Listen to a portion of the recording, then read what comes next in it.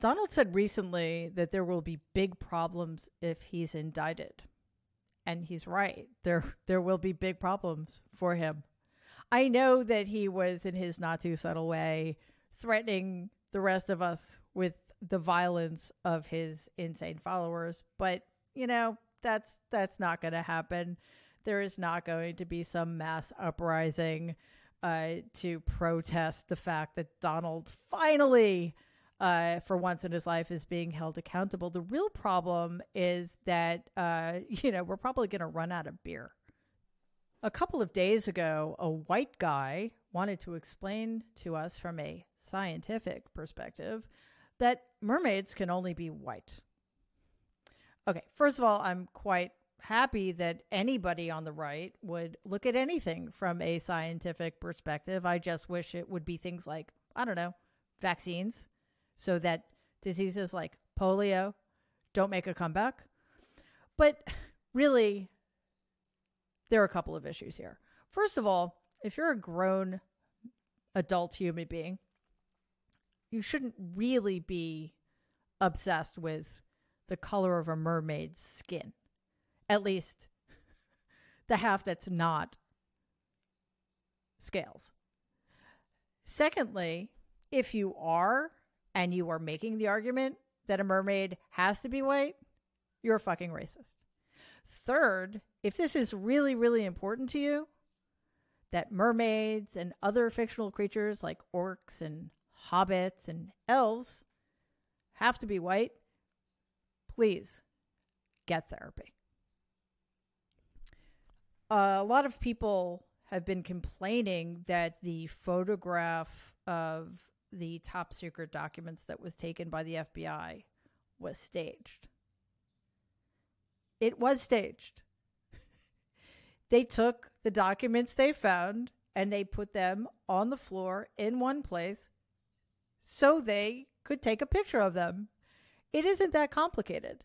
Now, I know that the reason people on the right are so upset about this is because they thought that it was a way for the FBI to humiliate Donald by showing us photographic evidence that he's a slob.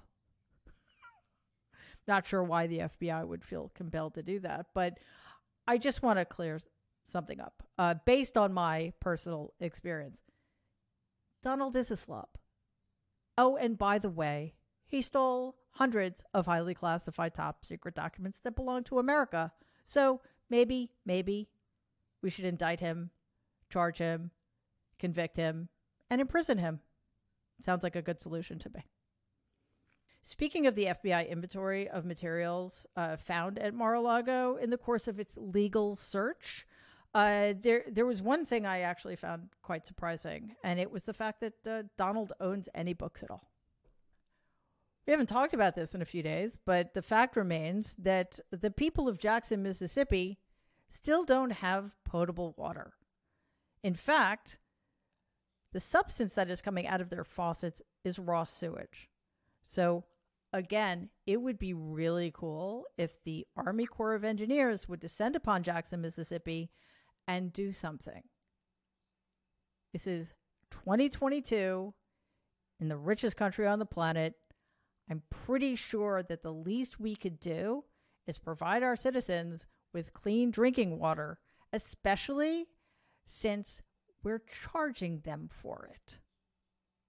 It has been 616 days since the January 6th insurrection that was incited and perpetuated by Donald Trump and his enablers. And yet, nothing's happened to him, and a lot of those people are still serving in Congress. So it makes me wonder, how we can survive as a country if we can't figure out a way to punish those who seek to take us down from within. To make matters worse, the very productive 4 years Donald and Mitch McConnell had, during which they stacked the courts with Donald's sycophants, has led us to this very dangerous crossroads in which it seems, at least based on the latest ruling by Judge Eileen Cannon, there is a special set of laws in place simply that are there to protect Donald John Trump. That's right. We say a lot that there cannot be two systems of justice in America, because that would mean that there's really no system of justice at all. And here we are in this very dangerous moment in which a judge has essentially ruled that the laws apply to 330 million Americans, but don't apply to Donald. So we have to hope that the 11th Circuit is going to rule on the side of the law if the DOJ appeals, which I think it has to at this point.